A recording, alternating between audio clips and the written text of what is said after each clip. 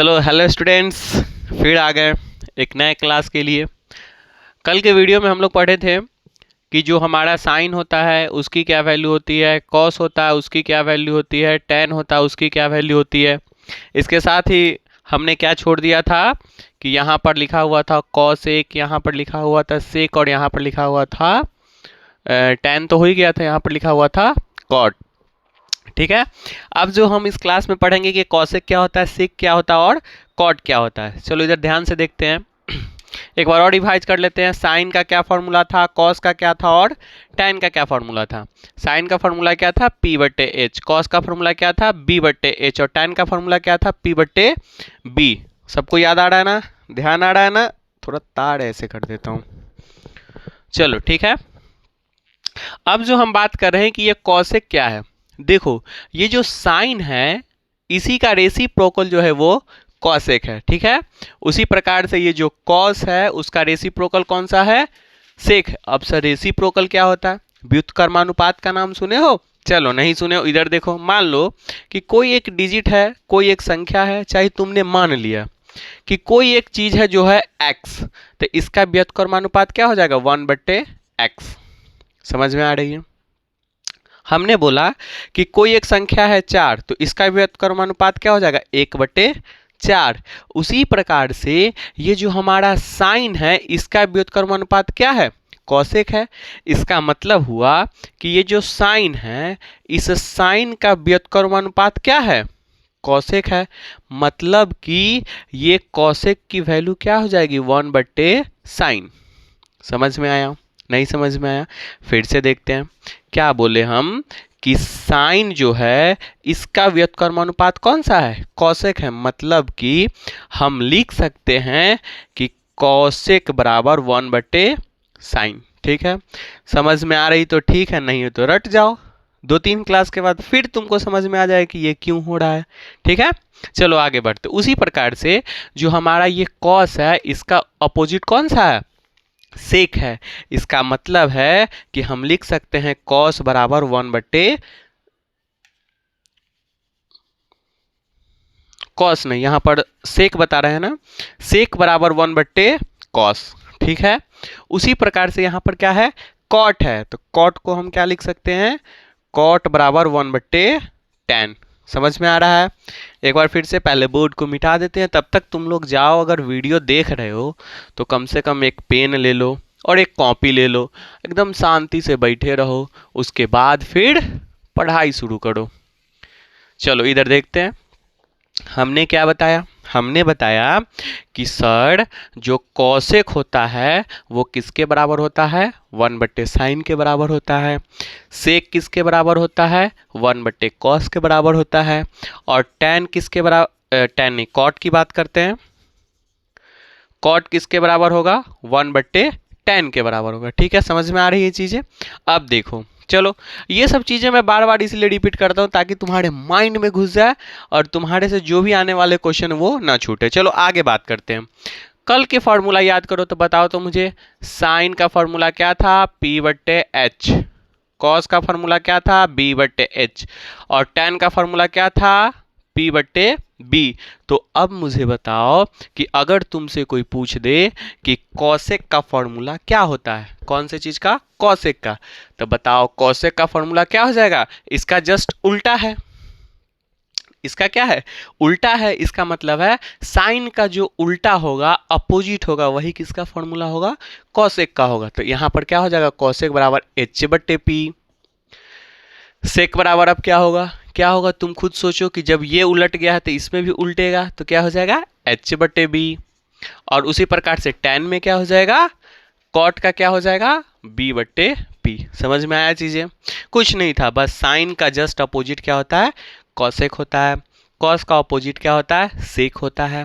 tan का opposite कौन सा होता है, कॉट होता है। समझ में आ रही है? समझ में आ रही तो जल्दी से लाइक कर दो, चैनल को सब्सक्राइब कर दो, और जो तुम्हारे दुश्मन है उसको भी शेयर कर दो। दोस्त को तो तुम शेयर करोगे ही, है ना? चलो कोई बात नहीं। चलो एक क्वेश्चन, एक दो क्वेश्चन देखते हैं। अगर ये क्वेश्चन आया कि सर एक त्रिभुज है, क्या है, एक त्रिभुज है, इस त्रिभुज में आधार 6 है, 6 सेंटीमीटर है, मीटर है, कुछ भी है।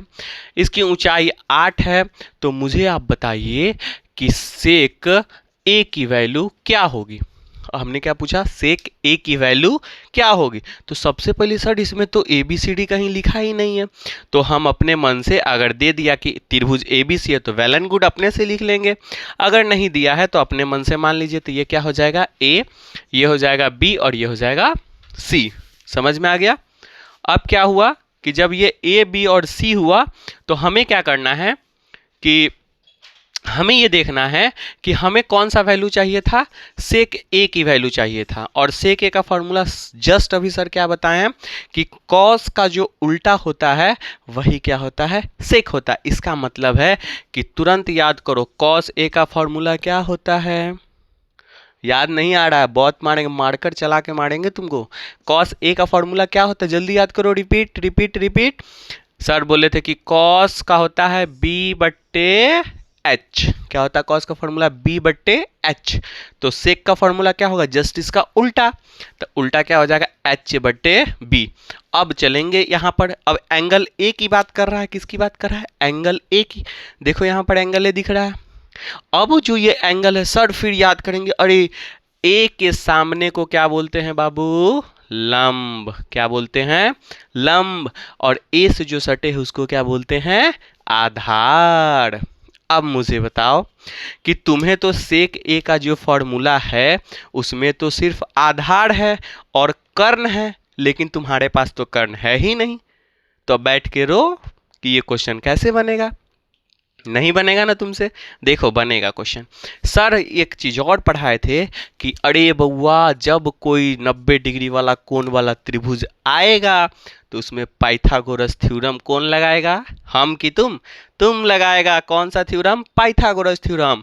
और पाइथागोरस थ्योरम क्या बोलता है, H square equal to P square plus B square. और सर क्या बोले थे कि तुमको जल्दी जल्दी बनाना है तो इसको क्या कर दोगे, एच बराबर P square plus B square. समझ में आ रहा है, समझ में आ रहा है। चलो वेरी गुड। अब देखो अब हम इस त्रिभुज से क्या निकाल लेंगे, एच। तो एच क्या हो जाएगा, देखो तो यहाँ पर लंब कितना है 8, तो रूट अंडर 8 का स्क्वायर। आधार कितना है 6, तो 6 का स्क्वायर।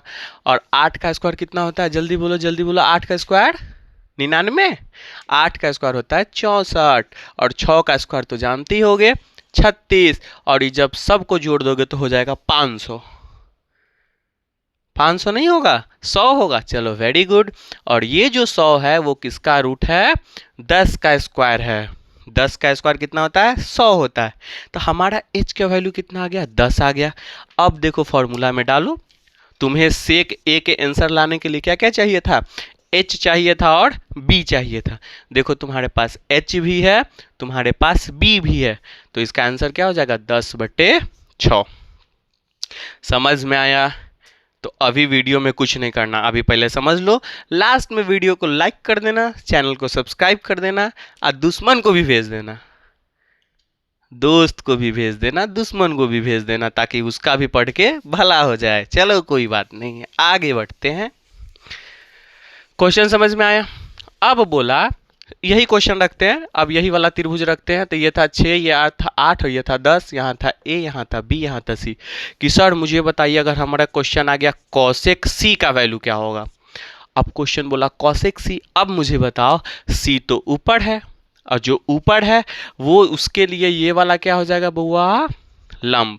और ये वाला क्या हो जाएगा, आधार। और ये कर्ण तो अपना फिक्स रहता है। कर्ण बोलता है तुम लोग को जो करना है करो, हम नहीं हिलेंगे। ठीक है, चलो कोई बात नहीं है। इधर देखो आधार कौन सा है, 8 और लंब है 6। अब कॉसेक का फॉर्मूला याद करना पड़ेगा। तुरंत ले जाओ साइन पे, साइन का उल्टा कॉसेक। तो साइन का सर पढ़ाए थे P/B। नहीं ये तो गलत हो गया, ये तो tan का फॉर्मूला सर पढ़ाए थे। तो साइन का फॉर्मूला क्या पढ़ाए थे, P/H पढ़ाए थे। तो कॉसेक का फॉर्मूला क्या हो जाएगा, H/P। समझ में आया। अब देखो तुम्हारे पास h की वैल्यू कितना है, 10। और इस c के लिए ये लंबा है ना, तो इसकी वैल्यू क्या है 6। तो 10/6 आंसर। तुम्हारा मन है तो इसको काट दो, 2 × 6 2 × 5 10। तो क्या हो जाएगा 5/3। समझ में आया। चलो, एक और अपना बच गया हमारा शर्ट पैंट का कोट। ये कोट बच गया, इसको बोलते हैं कॉट। अब बताओ कॉट किसका उल्टा होता है? टैन का उल्टा होता है। और टैन का फॉर्मूला तो तुम लोग को एकदम अच्छे से याद है, पी बट्टे बी। तो कॉट का फॉर्मूला क्या हो जाएगा? बी बट्टे पी। अब देखो, तुमको बोला सिर्फ कॉट है, लेकिन एंगल तो बताया ही नहीं कि बउआ बताओ ए के लिए बताओ या सी के लिए बताओ।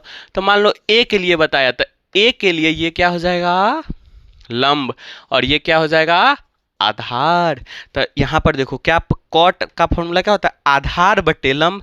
तो कॉट ए के लिए ये वाला क्या है? आधार है। इस सबको मिटा देते ताकि तुम कंफ्यूज ना हो। तो ये आधार क्या हो जाएगा? 6 और लंब क्या हो जाएगा? 8। समझ में आ गया? तो हम लोगों ने क्या क्या देख लिया कि साइन का कैसे निकालते हैं, कॉस कैसे निकालते हैं, टैन कैसे निकालते हैं, और इसका जस्ट जो अपोजिट होता है कॉसेक कैसे निकालते हैं, सेक कैसे निकालते हैं, और कॉट कैसे निकालते हैं। समझ में आ गया? चलो, आज की क्लास में इतना ही रहने देते हैं। फिर नेक्स्ट वीडियो में फिर एक नए तरीके से तुम्हारे इसके आगे के पढ़ाएंगे। तब तक के लिए take care and bye bye बोल दे क्या? Bye bye.